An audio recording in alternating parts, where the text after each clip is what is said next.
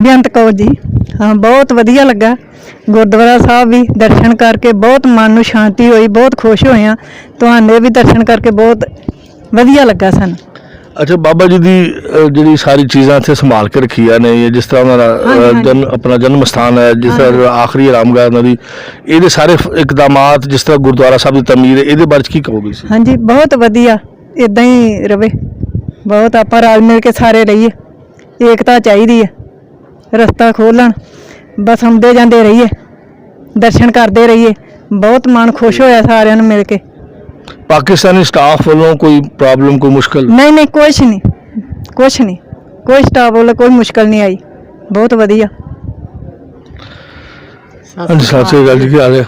अच्छा जी तुसी दसो तुहाडे दिल मन दे विच इस वेले की चल रहा है? मेरे मन च ये चल रहा है कि जिथे जिन्ने ये चंगे लोग ने ना पाकिस्तान दे, इन्ने साडी इंडिया दे भी चंगे होण ते आपो दे विच बिल्कुल मिल के रहन ते कोई किसी किस्म की कोई किसी दे मन दे विच इहो जी ना होए कि वो चंगे ने जां ही चंगे आ, सारे चंगे रहन।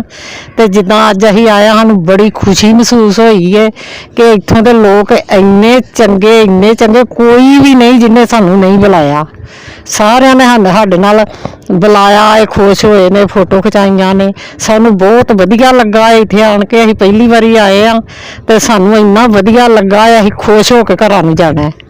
47 ਦੇ ਪਾਰਿਆਂ ਨੂੰ किस निगाह नाल वेखदे हो सारे जी? 47 ਦੇ ਵਿੱਚ ਤੇ ਚਲੋ ਅਸਾਂ ਨਹੀਂ ਵੇਖਿਆ ਕੁਛ ਵੀ, ਪਰ ਸਾਡੇ ਵੱਡੇ ਵਡੇਰੇ ਆਂਦੇ ਨੇ ਵੀ ਬਹੁਤ ਮਾੜਾ ਹੋਇਆ ਸੀ, ਪਰ ਹੁਣ ਅਸੀਂ ਆਨੇ ਆ ਵੀ ਹੁਣ ਉਹ ਨਾ ਹੋਏ ਤੇ ਹੁਣ ਸਾਰੇ ਇੱਕੋ ਜਿਹਾ ਰਹਿਣ, ਮੇਲ ਜੋਲ ਕੇ ਰਹਿਣ ਤੇ ਸਾਰੇ ਸਾਡੇ ਬੱਚੇ ਵੀ ਅੱਗੋਂ ਬੜੇ ਹੈਨਾ, ਤੁਹਾਡੇ ਬੱਚੇ ਸਾਡੇ ਬੱਚੇ ਇੱਕੋ ਰਹਿਣ, ਕੋਈ ਇਹੋ ਜਿਹੀ ਨਾ ਹੋਏ कि ਉਹਨਾਂ ਦੇ ਵਿੱਚ ਕੋਈ ਦੂਰੀ ਪੈ ਜੇ। सरदार अनूप सिंह। सरदार साहब की महसूस कर रहे हो, इंतजामात कैसे ने?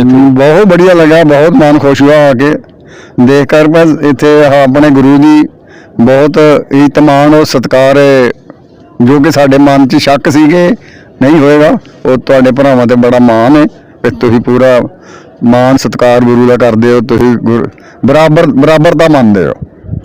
अच्छा ਇਹ ਦੱਸੋ ਬਾਬਾ ਜੀ ਦੇ ਪੈਗਾਮ ਨੂੰ ਤੁਸੀਂ ਜਿਹੜਾ ਉਹਨਾਂ ਦਾ ਮੁਹੱਬਤ ਦਾ ਪ੍ਰਚਾਰ ਸੀ, ਉਹਨੂੰ ਤੁਸੀਂ ਕਿਸ ਤਰ੍ਹਾਂ ਅੱਗੇ ਵਧਾਉਣਾ ਚਾਹੁੰਦੇ ਹੋ, ਕਿਸ ਤਰ੍ਹਾਂ ਸੋਚਦੇ ਹੋ ਕਿ ਉਹਨੂੰ ਅੱਗੇ ਵਧਾਇਆ ਜਾਏ ਤੇ ਖੁਦਾਈ ਦਾ ਭਲਾ ਹੋ ਸਕਦਾ ਹੈ? ਇਦਾਂ ਜੀ ਉਹ ਤਾਂ ਉਹਨਾਂ ਦਾ ਤਾਂ ਇੱਕੋ ਹੀ ਸੀ ਵੀ ਸਾਰਾ ਇਹ ਕੰਮ ਇੱਕੋ ਹੀ ਆ, ਹੀ ਕੋਈ ਦੂਸਰਾ ਨਹੀਂ ਹੈਗਾ। ਤੇ ਜਿਹੜਾ ਅਸੀਂ ਹਿੰਦੂ ਮੁਸਲਮਾਨ ਸਿੱਖ ਈਸਾਈ ਦਾ ਪਾੜਾ ਉਸ ਨੂੰ ਖਤਮ ਕਰਨਾ ਚਾਹੁੰਦੇ ਸੀ, ਤੇ ਅਸੀਂ ਵੀ ਉਹ ਚਾਹੁੰਦੇ ਹਾਂ ਉਹਨੂੰ ਖਤਮ ਕਰਨਾ ਚਾਹੀਦਾ, ਸਾਰੇ ਪਿਆਰ ਭਾਵ ਨਾਲ ਰਹੀਏ। ਤੇ ਪਾਕਿਸਤਾਨ ਆ ਕੇ ਤੁਸੀਂ ਕੀ ਮਹਿਸੂਸ ਕਰ ਰਹੇ ਹੋ? ਬਹੁਤ ਵਧੀਆ ਲੱਗਾ ਸਾਨੂੰ। ਕੋਈ ਐਸੀ ਸ਼ੈ ਜਿਹੜਾ ਖੌਫ ਖਤਰ ਹੋਵੇ ਤੁਹਾਡੇ ਦਿਲ ਦੇ? ਨਹੀਂ ਕੁਛ ਨਹੀਂ ਲੱਗਾ, ਬਹੁਤ ਪਿਆਰ ਮਿਲਿਆ, ਬਹੁਤ ਜ਼ਿਆਦਾ ਪਿਆਰ ਮਿਲਿਆ। ਜੋ ਕਿ ਇੱਕ ਗੱਲ ਹੋਰ ਦੇਖੀ ਆਣ ਕੇ, ਸਾਡੇ ਵੱਖ-ਵੱਖ ਥਾਵਾਂ ਤੋਂ ਪਿੰਡਾਂ ਤੋਂ ਅਸੀਂ ਆਏ ਹਾਂ, ਆਪਸ ਵਿੱਚ ਕਿਸੇ ਨੇ ਸਤਿ ਸ੍ਰੀ ਅਕਾਲ ਨਹੀਂ ਬੁਲਾਈ, ਤੁਹਾਡੇ ਨਾਲ ਬੋਲ ਹੋ ਰਹੀ। ਮਿਹਰਬਾਨੀ ਤੁਹਾਡੀ। ਹਾਂਜੀ ਭਾਈ ਜੀ, ਕੀ ਨਾਮ ਤੁਹਾਡਾ? ਅਮਨਜੋਤ ਸਿੰਘ। ਅਮਨਜੋਤ ਸਿੰਘ, ਕੀ ਮਹਿਸੂਸ ਕਰ ਰਹੇ ਹੋ? ਬਹੁਤ ਵਧੀਆ ਭਾਜੀ, ਬਹੁਤ ਵਧੀਆ। ਬਾਬਾ ਜੀ ਨੂੰ ਆ ਕੇ ਸ਼ਰਧਾਂਜਲੀ ਦਿੱਤੀ, ਕੀ ਮਹਿਸੂਸ ਕੀਤਾ? ਬਹੁਤ ਵਧੀਆ ਲੱਗਾ ਜੀ ਭਾਜੀ, ਬਹੁਤ। ਇੰਤਜ਼ਾਮਾਤ ਕੈਸੇ ਨੇ? ਬਹੁਤ ਵਧੀਆ ਸੀਗਾ ਸਭ ਕੁਝ ਜੀ। ਉਸ ਪਾਸੇ ਜਾਂ ਇਸ ਪਾਸੇ ਦੀ ਵਾਸਤੇ ਸਰਕਾਰਾਂ ਨੂੰ ਕੀ ਕੋਈ ਪੈਗਾਮ ਦੇਣਾ ਚਾਹੋਗੇ?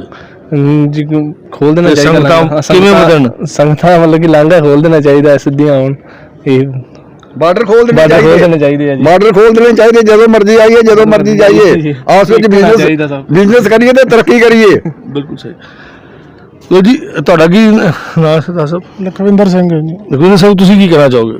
ਬਹੁਤ ਅੱਛਾ ਜੀ, ਨਿਜ਼ਾਮ ਸਾਹਿਬ ਅੱਛਾ, ਬੜਾ ਵਧੀਆ ਲੱਗਾ ਇੱਥੇ ਆ ਕੇ ਜੀ। ਹਰ ਸਿੱਖ ਆਪਣੀ ਅਰਦਾਸ ਦੇ ਵਿੱਚ ਇੱਥੇ ਆਉਣ ਦੀ ਪ੍ਰਾਰਥਨਾ ਕਰਦਾ ਹੈ। ਅੱਜ ਇੱਥੇ ਆ ਕੇ ਤੁਹਾਡੀ ਪ੍ਰਾਰਥਨਾ ਪੂਰੀ ਹੋਈ ਹੈ, ਕੀ ਦਿਲ ਨੂੰ ਸ਼ਾਂਤੀ ਮਹਿਸੂਸ ਹੋ ਰਹੀ, ਕੀ ਮਹਿਸੂਸ ਕਰ ਰਹੇ ਹੋ ਤੁਸੀਂ? ਬਹੁਤ ਸ਼ਾਂਤੀ ਮਹਿਸੂਸ ਹੋਈ ਹੈ ਤੇ ਬਹੁਤ ਚੰਗਾ ਲੱਗਾ ਇੱਥੇ ਆ ਕੇ, ਬਹੁਤ ਵਧੀਆ ਲੱਗਾ।